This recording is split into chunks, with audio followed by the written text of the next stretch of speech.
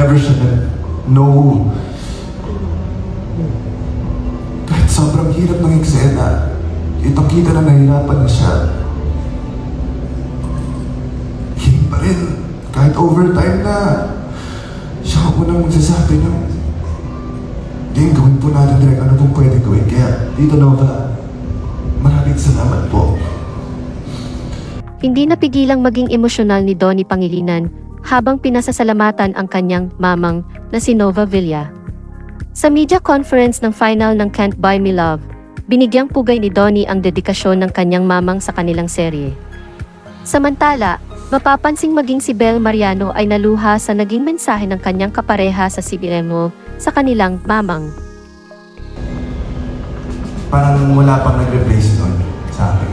And ang pangalan po niya ay Mama. And I actually requested if we can call Mamang sa show para dun ko mahuhugot yung relationship namin. And I couldn't imagine anyone else perfect for the role of Tita Nova. Kasi grabe po yung binigay niya sa amin dito sa show. Never siya no.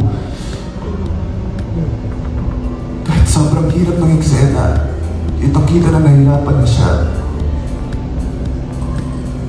Hiling pa rin, kahit overtime na, siya ang unang magsasabi niyo. Game, gawin po natin direct ano pong pwede gawin. Kaya, Tito Nova, maraming salamat po.